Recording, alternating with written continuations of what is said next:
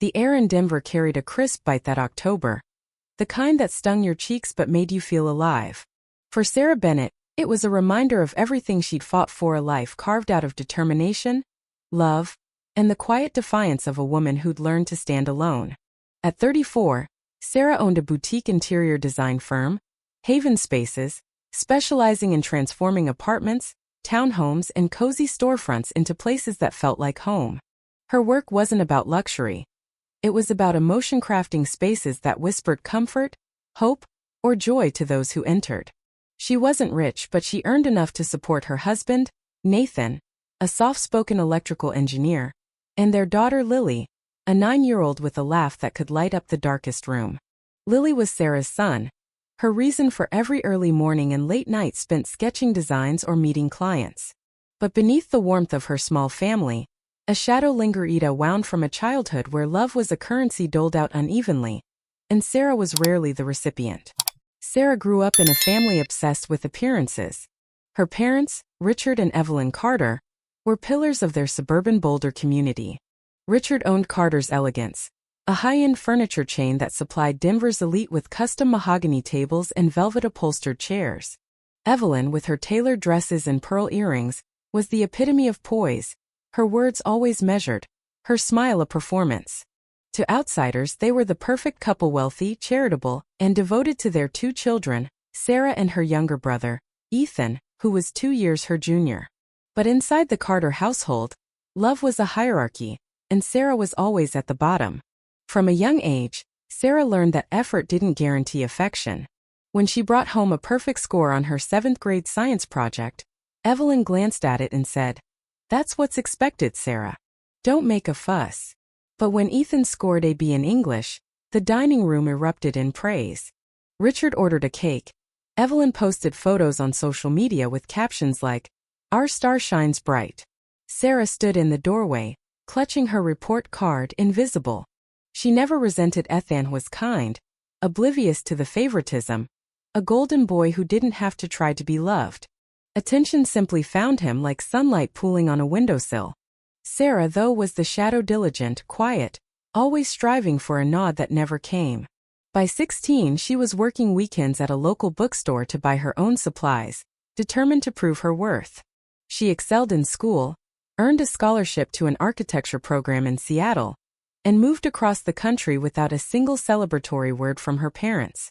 When she called to share the news of her acceptance, Richard said, "That's a tough field. Don't expect us to bail you out if it doesn't work." Meanwhile, when Ethan enrolled in a nearby business college, the Carters hosted a lavish party, complete with a string quartet and a banner proclaiming, "Proud of our son." Sarah swallowed the hurt, burying it beneath her ambition. She vowed to build a life that didn't depend on their approval. In Seattle, Sarah thrived. She graduated with honors, interned at a prestigious design firm, and returned to Denver to start Haven Spaces. Her office was a cramped corner in a shared rental space, but it was hers. She met Nathan on a rainy April day while overseeing a project for a local coffee shop. He was wiring a custom chandelier, his hand steady, his smile warm. They talked for hours about light, how it could soften a room, evoke nostalgia, or spark creativity. A year later, they married in a small park ceremony, surrounded by wildflowers and a handful of friends. Lily arrived 2 years after that, a bundle of curiosity with Nathan's dimples and Sarah's fierce, searching eyes. The early years were lean. Haven Spaces was growing, but contracts were sporadic. Nathan worked long hours at a construction firm, and their apartment near Cheeseman Park was modest, its walls thin enough to hear the neighbor's dog barking at midnight. Still, they were happy. Lily filled their home with crayon drawings and endless questions about the world. They'd picnic in the park, Lily chasing butterflies while Sarah and Nathan stole quiet moments, dreaming of a future where they wouldn't have to count every penny. One thing gnawed at Sarah, though: they hadn't secured full health insurance. The premiums were steep, and with Lily healthy and their finances stretched, Sarah kept delaying. Next year, she'd tell herself, after the next big project. She had no idea that choice would unravel everything she'd built. Sarah's relationship with her parents remained strained. Every Thanksgiving, she'd drag herself to their Boulder mansion, A sprawling estate with marble floors and chandeliers that gleamed like ice. The dinners were orchestrated affairs, attended by Richard's business associates, local politicians, and Evelyn's charity board members.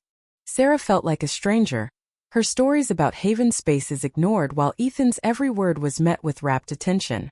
Once, when Ethan casually mentioned a failed real estate deal, Evelyn clutched his hand saying, "You'll turn it around, darling.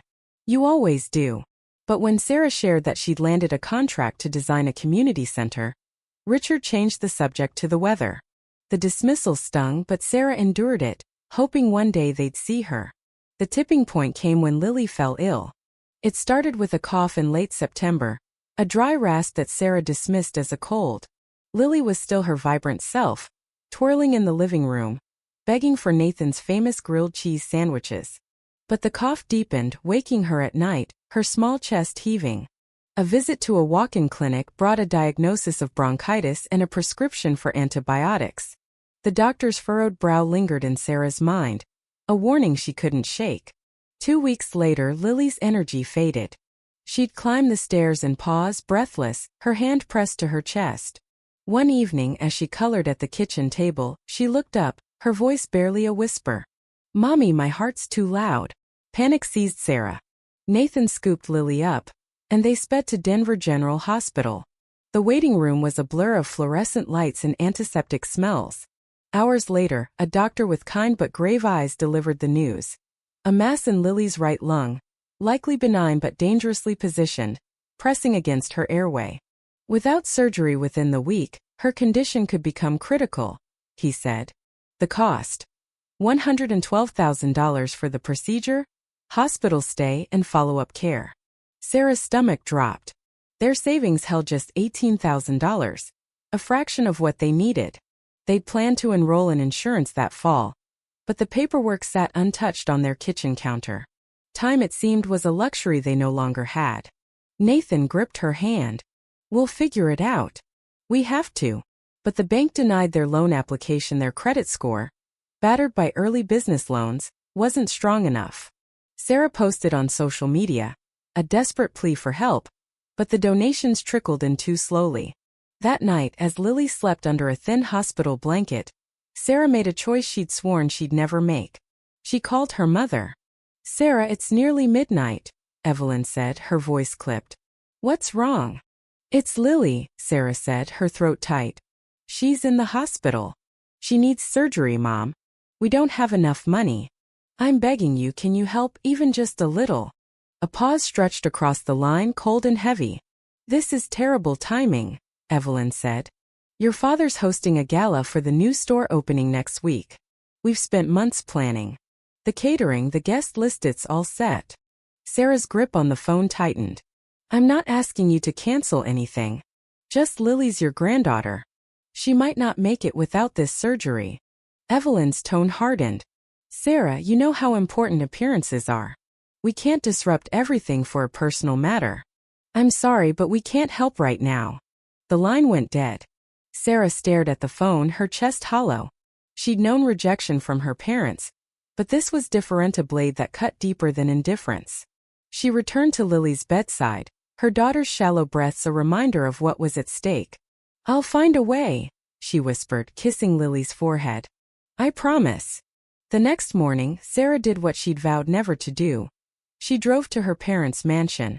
The estate was alive with activity, cars lining the driveway, florists carrying bouquets of white roses. A banner hung across the entrance. "Congratulations, Ethan and Olivia." Sarah realized with a jolt that today was the rehearsal for Ethan's engagement party to Olivia Harper, the daughter of a tech mogul. The irony burned. Her brother's celebration was unfolding, while her daughter fought for her life. Inside, the foyer sparkled with crystal chandeliers and gold accents. Guests in tailored suits and sequin dresses sipped champagne, their laughter grating against Sarah's raw nerves. She spotted Evelyn across the room, radiant in a navy gown, her smile practiced.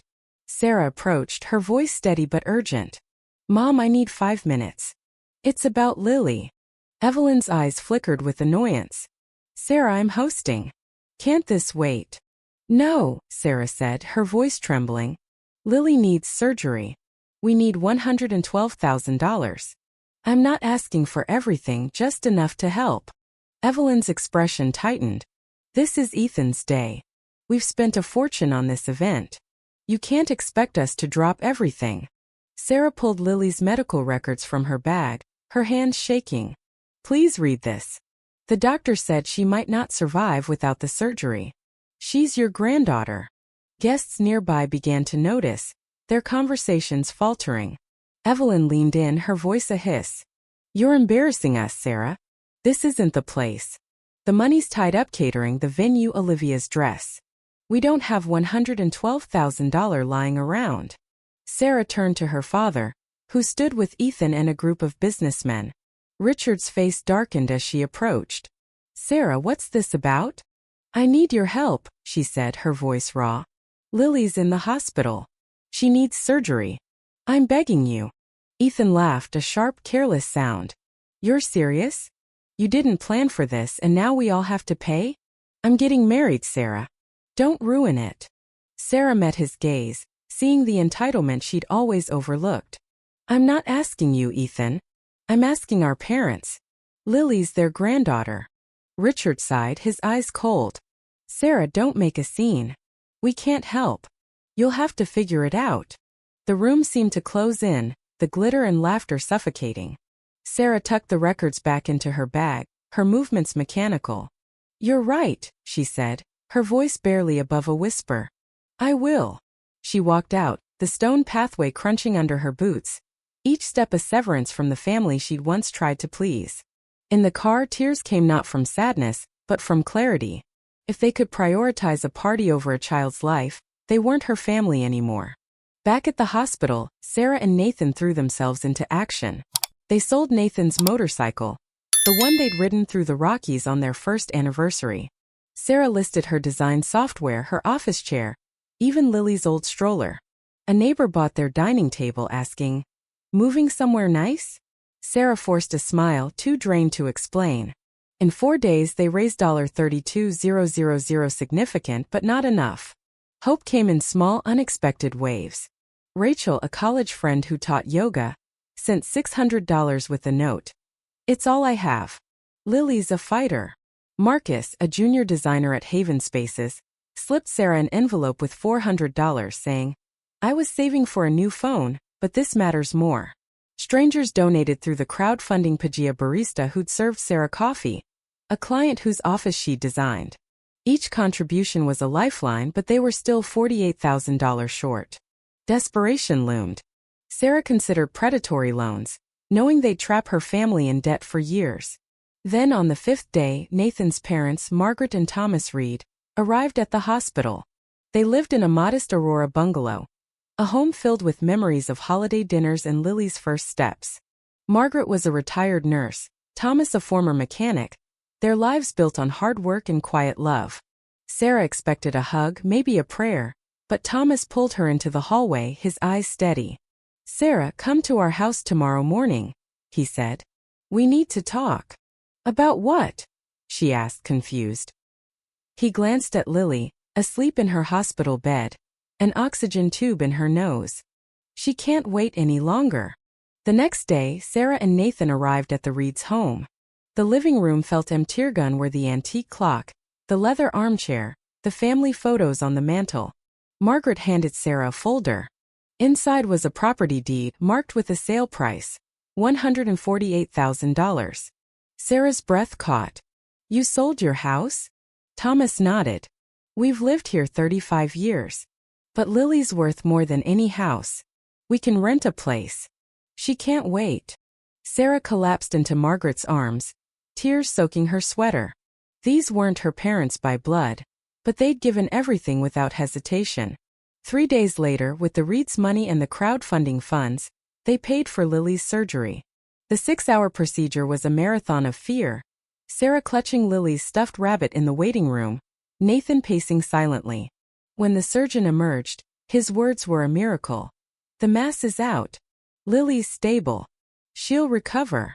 Sarah sobbed, relief flooding her like sunlight after a storm. Lily woke the next day, her voice weak but her smile bright. Mommy, am I gonna be okay? Sarah kissed her hand, tears falling. "You're going to be better than okay, sweetheart." The ordeal didn't end with Lily's recovery. Sarah emerged changed, a fire kindled in her chest. She'd begged her family for help and been turned away, but strangers and in-laws had carried her through. That betrayal, that kindness became her fuel. She threw herself into Haven spaces with a ferocity she hadn't known she possessed. She woke at 4 a.m., studying business strategies, learning SEO, mastering contract negotiations. By day, she met clients. By night, she redesigned her company's website, drafted proposals, and networked with developers. She enrolled in an online course in sustainable design, her mind soaking up every lesson. Haven Spaces grew. A contract for a local brewery led to a chain of yoga studios, then a heritage hotel in Colorado Springs. Word spread of Sarah's ability to create spaces that felt alive, human. 2 years later, she signed a $1.2 million deal to design a mixed-use development in Denver's Rhino District, a project that put Haven Spaces on the map. Design Vanguard magazine featured her in a cover story. Sarah Bennett, crafting homes from heartbreak. In the interview, she didn't shy away from her past. "I begged my family to help save my daughter's life," she said. "They chose a party over her. That moment broke me, but it also made me. I built this company for Lily, to show her that love is action, not words." The article went viral. Messages poured in from readers who'd faced similar betrayals, thanking Sarah for giving them courage. Then came an invitation to appear on Rise Again, a national talk show celebrating resilience. In a New York studio under bright lights, Sarah shared her story, the years of being overshadowed by Ethan, the night she was turned away from her parents' mansion, the strangers who became her family. The host, a woman with a voice like velvet, asked, "What would you say to those who abandoned you?" Sarah paused, then smiled. "Thank you. You taught me I didn't need your approval to survive. You showed me who my real family is, the ones who sold their home, who gave their last dollar, who believed in me when you didn't." She never named names, but the truth had a way of finding its mark. Back in Denver, the Carter family unraveled. Blogs and local news outlets connected the dots, identifying Sarah as the daughter of Richard and Evelyn Carter, sister to Ethan. A viral post on X read, "Family throws lavish engagement party, refuses to help dying granddaughter. Now their daughter's a design mogul." Carter's elegance faced a backlash. Customers boycotted, suppliers pulled out, and one-star reviews flooded online. The store closed within months, crippled by debt and a tarnished reputation. Ethan's charmed life crumbled.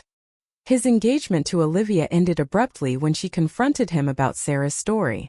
"You laughed at your sister while her daughter was dying," she reportedly said before leaving. Ethan's real estate firm lost clients.